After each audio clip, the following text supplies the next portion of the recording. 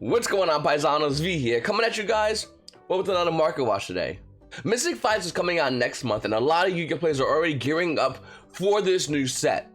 We just recently had Dual Devastator, Chaos Impact, and for the most part, I personally think the meta is not going to really change with these sets coming out. Well, especially with Dual Devastator, it's mostly a reprint set, but Chaos Impact, not really changing the game. But what I do think is going to happen is Mystic Fights might actually throw another curveball in. If you guys forgotten, when we got Sky Strikers, it wasn't in a core set, it was in a subset like Mystic Fighters. Well, not really Mystic Fighters, but Dark Saviors, but you know what I'm trying to get at.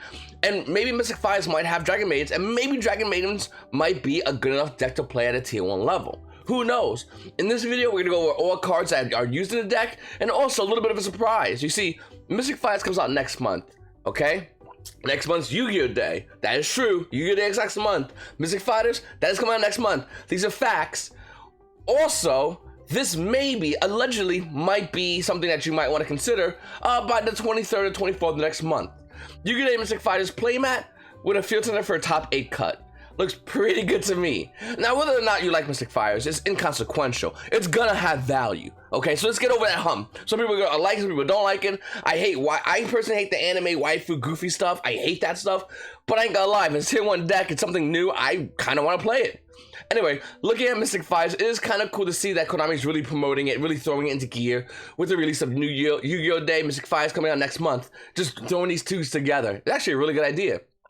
With this said, I think a lot of Yu-Gi-Oh! Players are going to want to get this, and those who earn this or win this or whatever, they have this, are going to be able to trade for this if they don't want it. So it's good value. Something we don't really see with Konami products and promotion stuff. It's really rare we see Konami go, hey, look at this thing promotional-wise, and Yu-Gi-Oh! Players go, all right, I'll just add to my collection. But something like this with Yu-Gi-Oh! Day playmat, Yu-Gi-Oh! Day Field Center, I think a lot of Yu-Gi-Oh! Players are going to want this. They're going to be using this for a good amount of time after it's been released. I wish Konami finally went over to cloth playmats like they did with the Exodia playmat in the UDS, but that's a whole nother story for a whole nother video. It is cool to see nice artwork and a cool playmat and a great field center. And once again, guys, comment down below, are you going to be playing Dragon Maidens? Common question of the day, by the way. It's actually going to be a little up here, a little poll around here somewhere, and you can answer it there. As well as comment down below whether you're excited to play Dragon Maidens.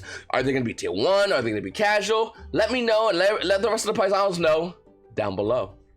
So we're getting a Scrap Wyvern coming out soon in TCG. It's finally been confirmed. But you guys don't know what Scrap Wyvern does. It's 2 monsters, including a Scrap Monster. You can target 1 Scrap Monster in your graveyard, special summon it, then destroy 1 card you control. If a Scrap Monster on the field is destroyed by a card effect while this monster is on the field, except during damage step, you can special summon 1 Scrap Monster from your deck. You can destroy 1 card in the field. You can only activate each effective Scrap Wyvern once per turn. Now, I'm a huge fan of Scraps. How big? I played them back in the day when like Debris Plant was a deck. I was that guy playing Scraps because I love Scraps so much. I just love the ability to build a whole field up and then go put a Scrap Goblin attack mode because that's 0 attack, can't be destroyed by battle, and just tack everything into it. My opponent will just look over the stuff and go, yeah, you got it, and he's like, oh yeah, it's such a good feeling for my old school Yu-Gi-Oh viewers. Anyway, looking at this card, it's really cool to see Scraps getting more support. I really wish Scraps got another boss monster, or maybe some more draw support, something more maybe to flow, because we're in the kind of meta where if you don't have one of these major things, your deck's not really gonna be that good. But it is cool to see Scraps do this. Now, with the release of a new Scrap card that we know we're getting in the CCG, hype starts, my friends. So how does hype start? Well, it can be Scrap Twin Dragon. The card has already seen a high jump in value, with the ultimate price point being roughly around $14. Lightning Play First Edition and Nimit's already down to $13. I'm expecting this card to go back up, by the way. Now that's a cool card. You also got Sky Recycle, has nothing to do with Scraps, but that card's, by the way, almost $13. So Orchis players, thanks for that. Scrap Dragon Ultimate Rare, originally coming out of Duelist Revolution, holding a $10 market price. Lightning Play Unlimited is about almost near 7. First edition versions of this card, well, that's a whole different story. First edition versions of Scrap Dragon are roughly around $12. After that one's gone, we're seeing it hit at roughly a price point around $14 to $15, with the walls at $28 for Scrap Dragon. A little bit higher, there's $10.50 market price. Realistically, this is a card I would highly recommend you guys going in on if Scraps was to be good. If Scraps has some crazy combo, which I don't know, I hope they do, or maybe combine with another deck, but Scrap Orthros, originally coming out of Extreme Victories as a secret rare with an $8.70 market price. Name and First Edition is holding this card down to $7. It's undervalued right now. Once again, Super Rare, Extreme Victory. It's a pretty old set. And it'd be great to see this card go up in value, because to be honest with you, this is the card that should have went up in value originally. Not saying Ulti Scrap Dragon should never win in value. These two are the value cards of scraps. When Scrap Dragon went up in value, I was like, okay, that's... whoever bought this card never played scraps, because this card's rarely made in scraps. These two are always used in scraps. So if you're looking to go into the scrap hype, yeah, you can buy Scrap Twin Dragon out. You can totally do that, but you're gonna lose money. In fact, if you have Ulti Scrap Twin Dragon, I'm not even joking, you need to unload it. Anyone who knows scraps will tell you this card is rarely used, and ideally, you just want to go to Scrap Dragon because it has more versatility, and you want to use Scrap Orthros because it'll get you there faster. And these two are great cards that are highly undervalued right now. For the rest of the scrap cards, it's not really much. You got Scrap Mind Reader. It's not a good card. Nice Secret Rare though, originally coming out of Star Trek Blast, so that's a good set. But yeah, it's not much going on with that. I mean, look at the rest of it. It's really not much money. You got Scrap Chimera being roughly around $1 or $2. Out of Duelist Revolution, nothing really too crazy out of there. Moving forward, Moonlight Glacier, the Elemental Lore, was brought out yesterday. And only yesterday, by the way. Originally coming out of Abyss Rising as a Secret Rare, Moonlight Glacier holding a $4 market price, and the Let You Play Unlimited version is about $5. For first edition version of Moonlight Glacier, it's about $7, but yesterday it was just all but cleaned out. Now the problem with this buyout, well, there's several problems with this buyout. Problem number one, why? I mean, let's be honest with you. The last time this card saw any kind of meta relevance or any kind of meta play, we can say the Elemental Lord hype. We can really say the Murmur hype, which was actually justified. We can say all that, but there's no reason to buy it now. I mean, Murmurs is still a good deck, don't get me wrong, but they're a shotgun deck, and I understand we're in a short meta. Next month, in a month and a half, we're gonna have a new meta, and I totally get that, but there's no reason to have Moon and Glacier in here. It just makes no sense as a buyout target. Not only that, but it also got reprinted in Flames of Destruction Special Edition as Super Rare, which is under $1, which has 103 price listings on TCG Player. So this is just, in my opinion, a terrible buyout. I would not recommend whoever bought this out, unload your inventory, get rid of this. You're just gonna lose money. I mean, it's cool to have. I think everyone should own one Secret Rare because it's pretty, because it's cheap, and to buy this out is just, yeah, nah, whatever. Not a big fan of that. What I am a big fan of is Body Mud Shark. I think this is a great card. Body Mud Shark originally coming out of Abyss. And the reason I say, because I mentioned this yesterday, if you guys are part of the Yu-Gi-Oh! Market Watch Facebook group, I actually made this comparison. This is a bad card for buyout. This is a great card for buyout. Two reasons. One, this recently got a reprint, so no one's really excited to go in on this buyout. Two, you're most likely only going to be running one of these at most. Body Mud Shark, you might most likely be running one, but there have been decks I ran two in the past. Now, nobody's playing this card right now. Nobody's looking at this card right now. Everyone's forgotten about this card right now, which kind of makes me happy about talking about this card because it's a great card. 2 level 4 water monsters, once per turn. You can attach one material from this card. Special one rank 3 low water XYZ monster from your deck. This card cannot attack for the rest of the turn. It's a very good card. Secret Rare, I'll show you the other rarity if you want to even look at it. The other rarity is Gold Rare. So yeah, Secret Rare is basically the only rarity. Once again, coming out of Abyss Rising, $4 market price. Light Play Unlimited about 4s. Name and first edition is already about $5. There's not many listings. I'm dead serious. I think this is a hidden gem of the set. Do not go in for Moon and Glacier. If you really want to do a buyout, this would have been the better target. Not because it's good right now. No.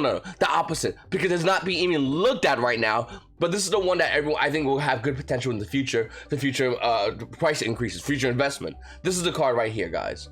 Moving forward, 2019 Megatins, and we'll get to the Dragon stuff, by the way. I know I said it, and then I just jumped into scraps and jumped into all this. We will get to the Dragon Maid stuff in like 2 seconds. I just want to look over the 2019 Megatins and seeing how all this value is just tanking, which is good and bad at the same time. Yu-Gi-Oh! Players will have both arguments for the 2019 Megatins. Well, originally, Yu-Gi-Oh! Players want these reprints, and then they got them.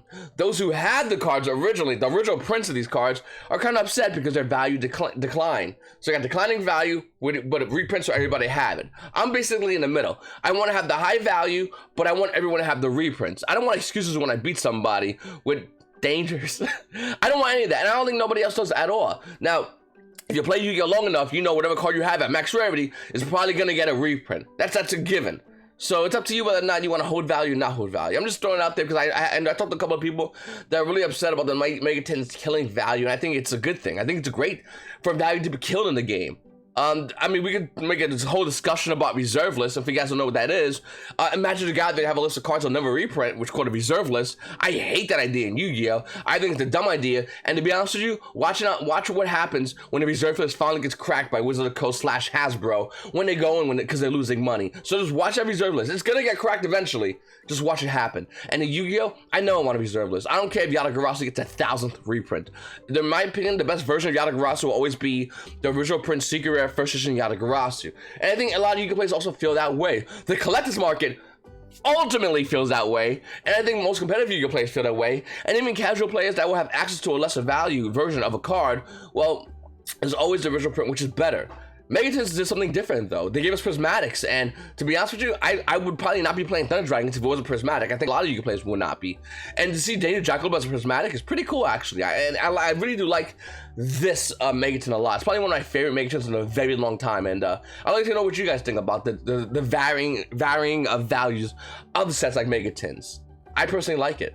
Alright, let's go right into the Dragon stuff. Let's get right into it. So we have Dragon Maids coming out. We don't know if they're going to be good. Some of you players are saying they're going to be good. Some are saying they're going to be bad. Some are saying they're going to be tier 1.5. I honestly have zero idea about Dragon Maidens. I'll be 100% honest with you guys. But let's prepare for it. Let's get ready for it. Because in order to be excited about a new set, you have to get ready for it. You know, if you don't get ready for a new set, we can see spikes in these cards, and then you pay a lot more money in the future. So get ready for it. Super Rejuvenation. Now, luckily for a lot of Yu-Gi-Oh! Players, it has a lot of common reprints. They're roughly around $1 to $2 still for the common Super Rejuvenations. So you might as well buy the Legendary Collections 4 Joey's World Super Rare version of the card. I mean, it has a $4 market price. Lightly played first edition is almost at $5 for the card. 15 bucks for 3 Super Rejuvenations. You can probably trade for it, get it at a lot lower value. I'm not even joking you. Get the Super Rare versions. There's no reason to buy the commons. It's $1 extra for each common, $2 extra, and you get a better version of quality. It's up to you though, but that's what I would do. Next, World Legacy Guard Dragon. Dragon Maids getting 100% utilized this card, and this card's played at 3 in Guard Dragon. So if you're just about to get rid of your Dragon Link deck stuff, hold on. You're going to want World Legacy Guard Dragons. You want to hold on to those, because this card can be used in Dragon Maidens. In fact, the price point is $11, but we're seeing it already hit a price point for Unlimited's up almost near $11. Limit also hitting around $11. This card is about to spike off the market. I'm not even joking you. By within about, I'm gonna say 2 to 3 weeks, we're gonna see this card start going up in value as Yu-Gi-Oh! Players prepare to play Dragon Maiden. So keep an eye on this card is what I'm trying to say. Unless you have it already, then hold it. The deck kind of can run a World Legacy Guard Dragon, but you have to run a vanilla Dragon Bomb. So I just want to mention it for you guys. Originally coming out of Code of the Duelist is the ultra rare of $1 market price, and Unlimited about $1. First is also roughly around $1, almost near $2 for this card. So another card to consider if you are looking to play Dragon Maidens. And then we have Dragon's Ravine, another phenomenal card. And the reason why you play this, because you play Romulus, I'll get to in a second, but the best version of Dragon Ravine is probably going to be the Secret Rare. Even though I like the Super Rare personally, because of Astro Pack 7, they're both about $2 to $3 for copies of the card. That's really it. $2 to $3 will get you Dragon's Ravines. I believe you need 2. Why not just grab 3? Screw it, if you're already getting in there. If you want common versions, no big deal. The common version of Dragon's Ravine are almost near $3. Almost $3 for a common. The Astro Pack 7? But almost near $3, and the Secret Rare, $4. Yeah, no, for real. Quarter box special, boys. Moving forward, since it's playing dragons, since this deck's called Dragon Maidens, you're gonna want to play Red Ice Darkness Metal Dragon. There's a lot of copies of environment copies of each version of this card, from Dual Terminal, which is the one I personally use, which is almost near $7, all the way up to the Show and Jump ultra rare versions with a $21 market price. We're seeing it roughly around $16 because once again, people are not looking at dragons right now. Really cheap, so you can have opportunity to grab this version if you want, the Dual Terminal version, the Secret versions, which is still about 12 bucks underneath the $16 market price, as well as the Dual Saga version, which has an $8 market price, but the price is barely holding on to $7. Up next, Green Knight Romulus. You just need one of these cards, no big deal. Romulus with a $4 market price is roughly around 4 bucks in the market. That's it, stabilized. You just need one of these. You can probably trade for it at your locals, so not go in and grab just one. I don't know if the deck will play 2. I think just one would be more than enough for this deck. And then you need Erratic Seal Heavenly Spears. Why? Because it says 2 dragon monsters, and hey, the Dragon Maidens are dragons. Dragonlicious. Okay. Market price showing this card barely be around $7, but realistically, the price of this card is about roughly around $6 for Erratic Seal Heavenly Spears. You just need one. I think a lot of Yu-Gi-Oh! Players are going to be unloading this. Once again, we're going to see a lot of Yu-Gi-Oh! Players that were playing heavy combo still having Erratic Seal Heavenly Spears, and still having a lot of these cards that you have access to that can be used in Dragon Maiden. You know, because Dragon Link and Dragon Maiden. You see what I did there? Okay. Up next, Return to Dragon Lords. A card I think a lot of you players kind of forgot about. Return to Dragon Lords common is almost near $3 for a common Return to Dragon Lords. The Structure X Super Rare version is also around $2 to $3. Super Rare or common, your choice. As well as the Legendary Collection Kyber version. The secret rare version of this card, which is holding a market price of under $5. And yeah, no, it's about $4 for the secret version of Return to Dragon Lords. Then we have the Shudo, a card which is getting some pretty stupid numbers for a good amount of time. And in my opinion, still pretty high. OTS 20 pack 7 super rare, the Shudos are about $6,000 a market price. We're seeing it barely hold on to a $6 market price. A lot of you play unlimiteds right now listed for $5.39, and after that it's $5.79 for our unlimited near mint version of the Shudo. Yeah, no, this card's still relatively high in value, but you just need one. That's all I recommend you get. And then Dragon Shrine, of course. Once again, the whole theme is literally Dragonlicious, the theme. And Dragon Shrine has a bunch of copies. It's actually going to be relatively easy for you to find. Grab a playset if you can. It has a bunch of comments, which are nothing in about quarter. The secret version coming out, Electric Custom Kaiba, has a price point roughly around $3 for the unlimited. Market price shown to be about $3.66 for the card. For a first edition version of the card, you're seeing it roughly around $4, which I expect it to be. For Dragon Shrine, starting from $3 to $4 for a secret Dragon Shrine. You also have Super Rare, which is about $1 for the card as well. So that's the cards for this. And yeah, Dragon Maiden is definitely getting some support finally coming out for a deck that's not out yet, so fully supported. By support, I mean from Konami, by the way, with the playmat, with the field center. And Konami is really emphasizing this. For all OTS stores, if you are looking to go to this Yu-Gi-Oh! Day, it's $12. $12 and you're gonna get 3 packs of $12 and 3 packs of this set. Mystic Fighters is what I said. If you're in Canada, you're paying $15. Why? Because your country's money just sucks. Anyway, Paisanos, your boy V. Please make sure to subscribe if you haven't subscribed already. Hit the like button, comment down below. And you Paisanos, well, you Paisanos have a great day.